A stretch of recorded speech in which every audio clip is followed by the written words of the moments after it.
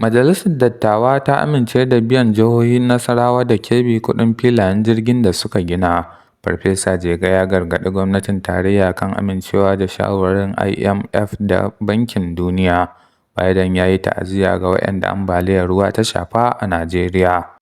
Dubban mazauna Baalbek a Lebanon na tserewa daga gidajensu. Ronaldo ya zubar da fenalti, an cire Al Nassr a gasar Kings Cup. Assalamu alaikum wa rahmatullahi ta'ala wa barakatuhu. Barkanmu da sake kasancewa da ku a cikin takaitattun kanun labaran namu na wannan rana, wanda ni Ibrahim Muhammad zan gabatar. Yau muna Alhamis, 28 ga watan Rabiu Sani, hijira ta 1446, wanda ya daidai da 31 ga watan Oktoba, hijira ta 2024.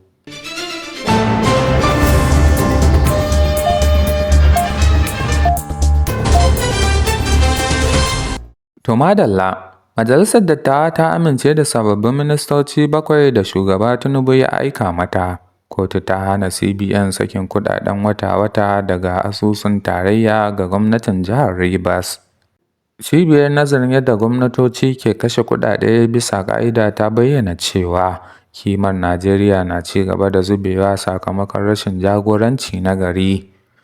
Kotun ɗaukaka ƙara a jihar Sokoto ta yanke wa wani mutum mai suna Sani Ibrahim hukuncin ɗaurin rai da rai saboda yin lalata da almajirai guda 2. An kama wani ɗan kwangila ɗan ƙasar waje kan sace fitilun kan titi a Abuja. Farfesa Jega ya gargaɗi gwamnatin tarayya kan amincewa da shawarwarin IMF da Bankin Duniya. Kotu ta ɗage shari'ar EFCC da Yahaya Bello zuwa Janairun 2025. Majalisar Dokokin Jihar Neja ta koka kan yadda 'yan bindiga suka mamaye sansanin horas da sojoji mafi girma da ke ƙaramar hukumar Kantagora. Hukumar zaben Kano ta ce jam'iyyar NNPP ce ta lashe zaben dukkanin ƙananan hukumomi 44 da kansiloli 484, to sai dai har yanzu ba a rantsar da shugaban ƙaramar hukumar Kumbotso ba. Gwamnan jihar Yobe Mai Malabuni ya ce a ƙungiyance gwamnonin Arewa suna ɗaukar matakan gaggawa na magance matsalolin da suka addabi Arewa da suka haɗa da matsalar wutar lantarki da kuma matsalar tsaro. Majalisar Dokokin Neja ta nuna damuwa kan yadda 'yan bindiga suka mamaye dajin horar da sojojin Najeriya a jihar.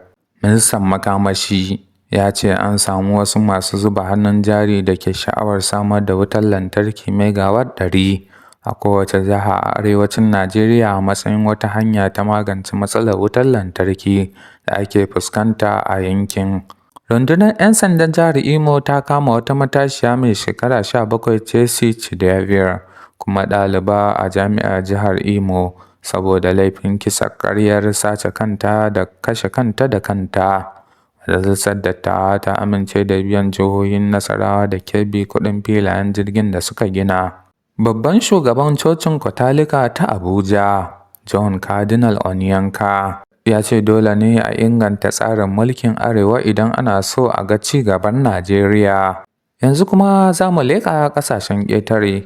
Shugaban Amurka Biden ya yi ta'aziyyar mutanen da ibtila'in ambaliyar ruwa ta shafa a Najeriya. Asusun bada lamuni na duniya IMF ya ce lallai yana nan kan bakarsa ta baiwa Najeriya shawarar janye tallafin man fetur a ƙasar. Dubban mazauna Baalbek a Lebanon na tserewa daga gidajensu. Ambaliyar ruwa ta kashe mutane 62 a yankin Valencia da ke ƙasar Spain. Shugaban lardin Valencia na ƙasar Spaniya ya ce an gano gawarwaki bayan da mamakon ruwan sama ya janyo ambaliyar ruwa a yankin. Yanzu kuma za mu leƙa a ɓangaren wasanni. Ronaldo ya zubar da fenalti, an cire Al Nassr a gasar Kings Cup. Arsenal na ƙoƙarin ɗaukar ɗan wasan Jamus Lorenzen mai shekara 28 idan kwangilarsa ta ƙare a Bayern Munich. Vinicius zai fara jagorantar ƙungiyar Manchester United a karo na farko a wasan da Leicester City za ta ziyarci Old Trafford a zagayen 'yan 16 a gasar cin kofin Carabao. Kanan takaitattun labaran namu kenan na wannan rana. Madadin 'yan uwa da abokan aiki da suka tallafa ya zo gare ku, ni da na gabatar Ibrahim Muhammad nake cewa Allah Ubangiji ya ƙara mana zaman lafiya a ƙasar mu. Daga nan AIA Hausa Network madubin al'umma, a kasance lafiya.